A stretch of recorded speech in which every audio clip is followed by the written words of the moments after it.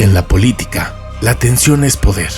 En el marketing, la atención es petróleo. Este domingo, el Super Bowl no será solo un partido de fútbol, será la misa mayor del nacionalismo estadounidense, convertida en un campo de batalla geopolítico. En un rincón, Donald Trump, el hombre que prometió muros y que hoy llama a este show una ridiculez que siembra el odio. I don't know why they're doing it. It's like crazy. And then they blame it on some promoter that they hired to pick up entertainment. I think it's absolutely ridiculous.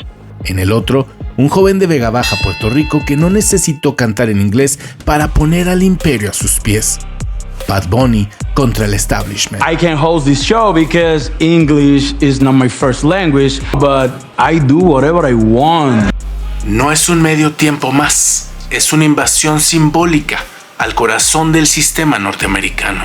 Hoy, en Texto y Labia, te explico por qué este show es la provocación más grande del siglo y por qué el poder le tiene tanto miedo a un micrófono en español.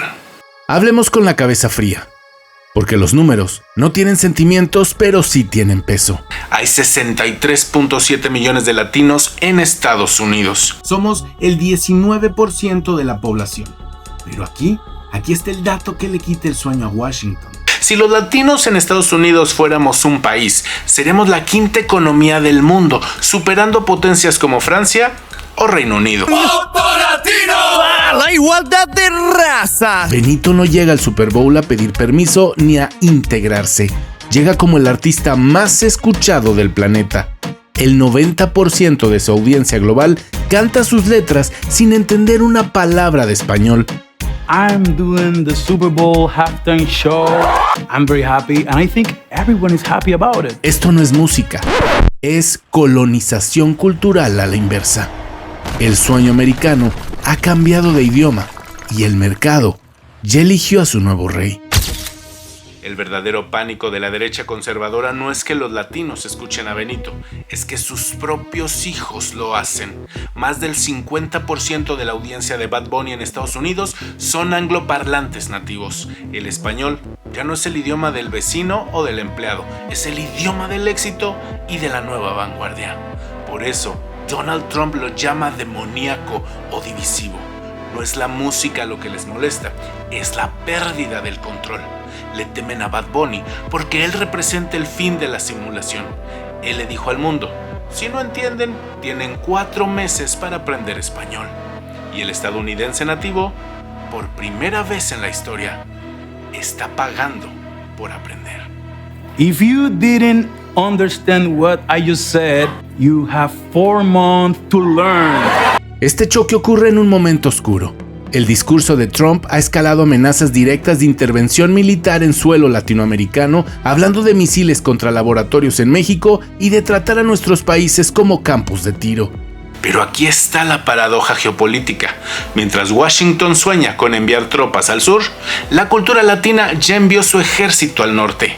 Trump amenaza con invadir con balas, pero el mundo hispano ya invadió con su narrativa. La provocación de Benito es recordarle al imperio que la cultura es un elemento más potente que 1000 bombas atómicas. Puedes interceptar un misil, pero no puedes interceptar un sentimiento que comparten 60 millones de personas dentro de tus propias fronteras.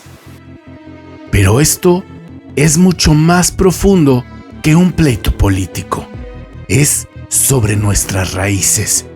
Hay que mirar las manos de nuestros padres y de nuestros abuelos. Esas manos que llegaron a Estados Unidos con la cabeza baja, recogiendo la cosecha bajo el sol de California o limpiando los rascacielos de Nueva York, de los mismos que hoy se quejan del show. Por décadas, el sistema nos quiso en la cocina o en las sombras. Éramos la mano de obra invisible que sostenía el imperio sin derecho a sentarse a su mesa.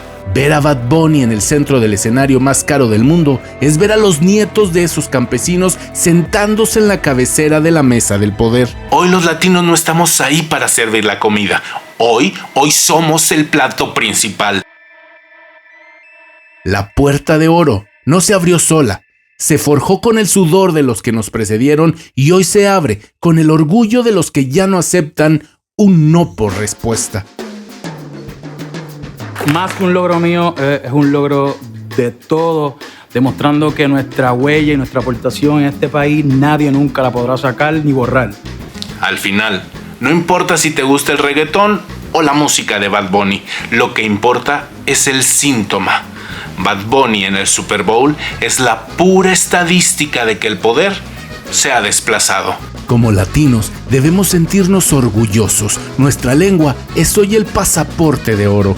Trump podrá ganar o perder alguna elección, pero la batalla por el ADN de lo que significa ser americano ya la ganamos nosotros y sin disparar una sola bala. I just prefer Spanish. ¿Es Bad Bunny el líder que necesitábamos o es un reflejo del cambio? Los leo en los comentarios. No olviden suscribirse a Texto y Labia si les gustó este video y también, por favor, compártanlo. Hoy terminamos la semana del hiperespectáculo y el próximo lunes entramos a la semana del antiamor. Va a estar buenísima. Y visitar también nuestras redes sociales en donde publicamos contenido extra. Yo soy Emanuel Moreno y estás viendo Texto y Labia.